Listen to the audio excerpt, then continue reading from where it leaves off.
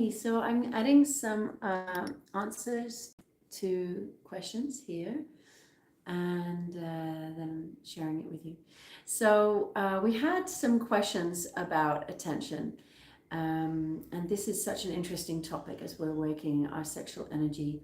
So the questions were about why is it that some forms of attention feel awful and icky and others not? And, why do I feel violated after some of them? Basically, how do I understand this?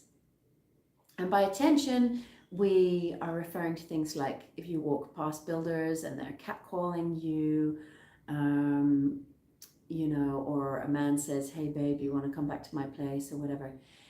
And sometimes that feels really uncomfortable or violating. Why is that? Well, in a nutshell, the answer is consciousness. When it's unconscious, then we feel that immediately. And what do we mean by unconscious? We mean a man or a woman, but of course we're really talking about men mostly here. So a man who is unconscious with his desire.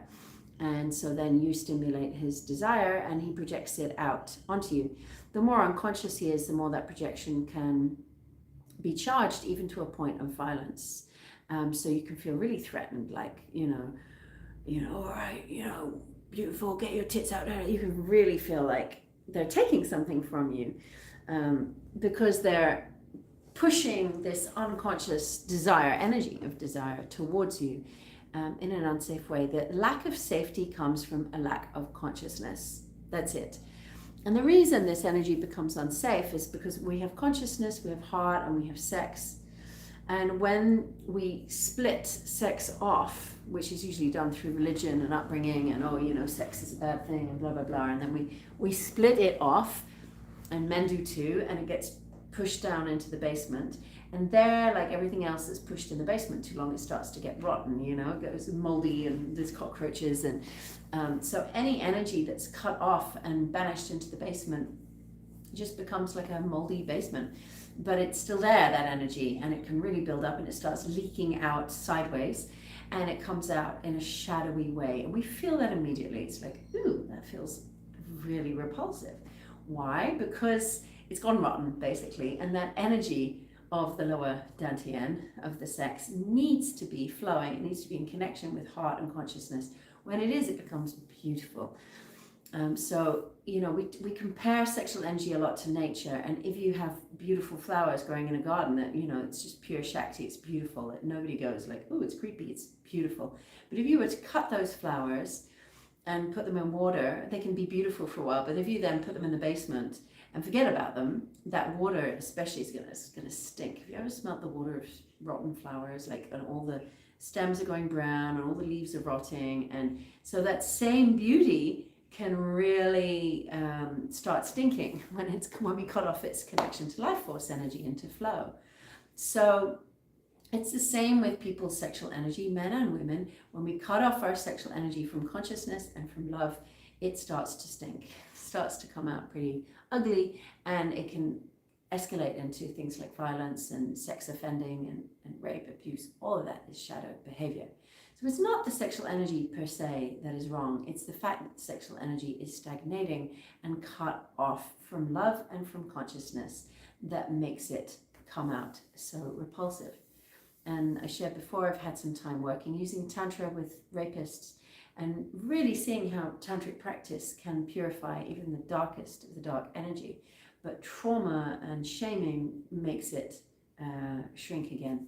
So it would be great if we worked with sex offenders in a way that actually helped them to purify this energy rather than shaming them more and actually making that energy even more dark and dangerous. So anyway, back to ourselves.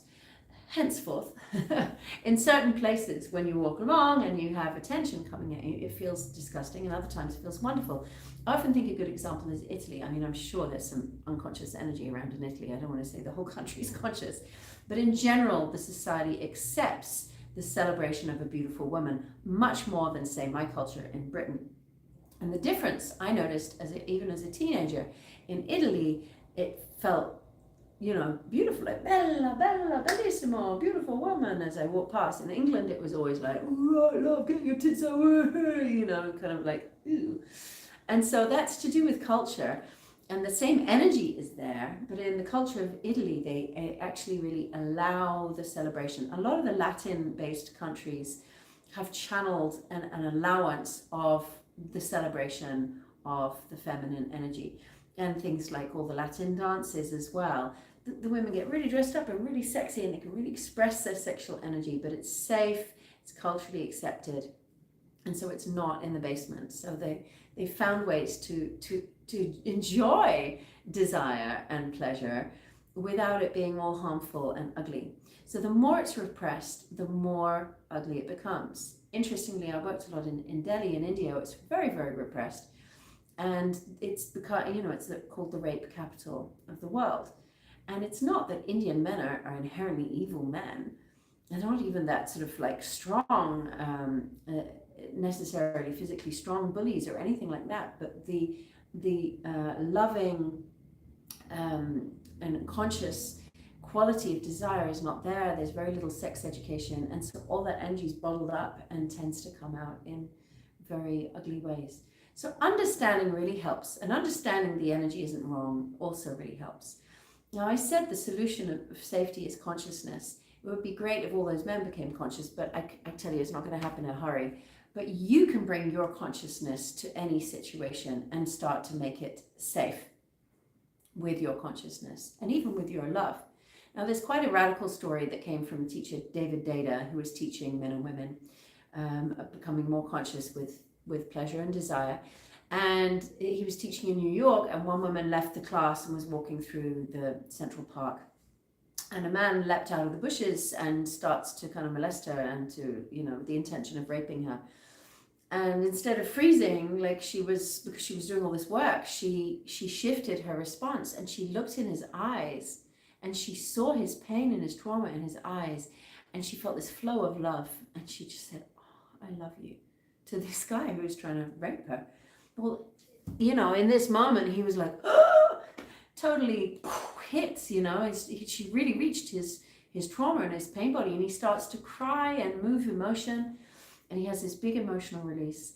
And then he says, when he's finally finished, he says, "No one's ever said that to me." And then he's like, "Okay, hey lady, let me walk you home. It's not safe around here."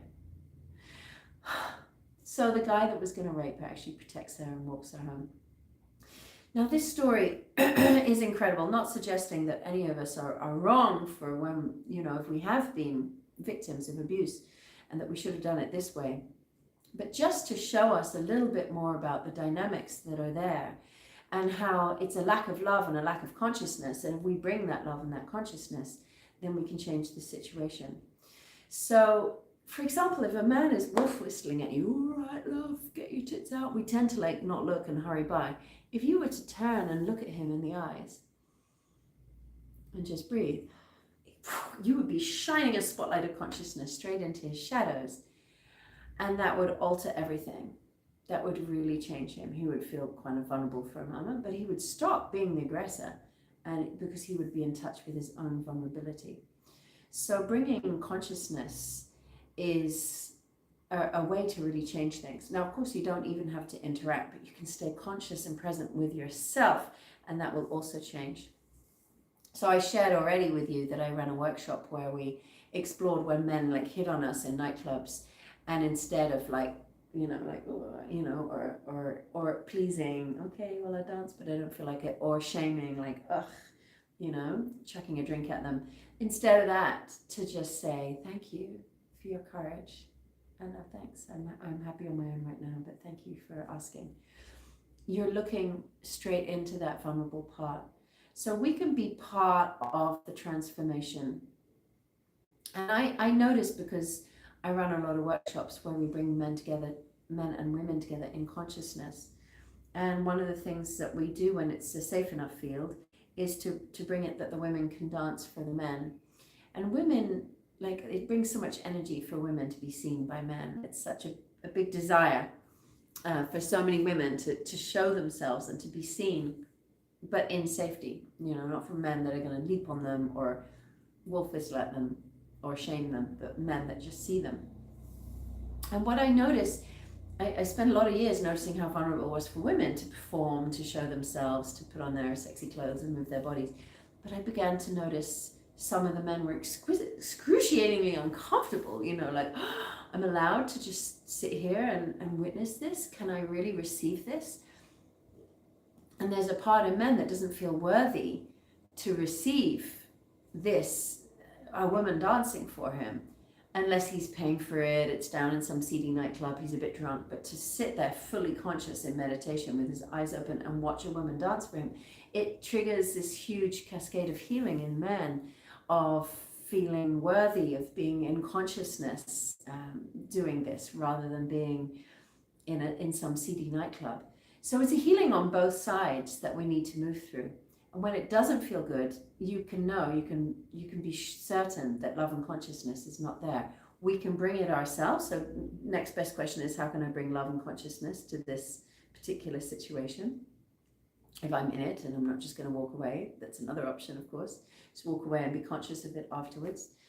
And finally, to create situations where we can bring things out of the shadows together with others who are capable of holding space and being more conscious, so that we can start to unravel this whole scenario and start to come back to conscious sexuality and really enjoying our energy and our desire, because it's safe finally to do so.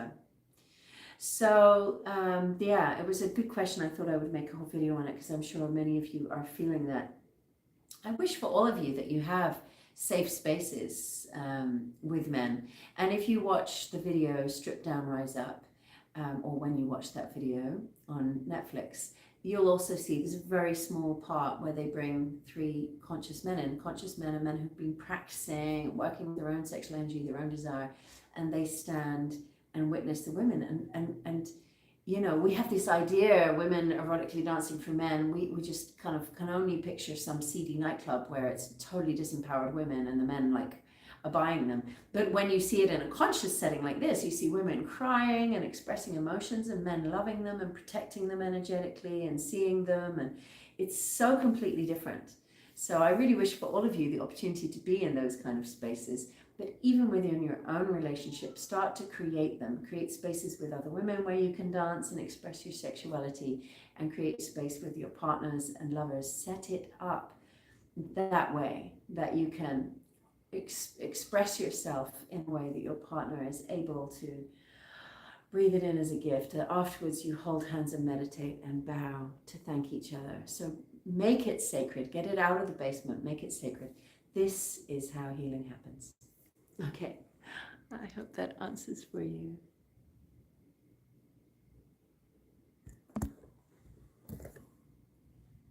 This is a Julie question or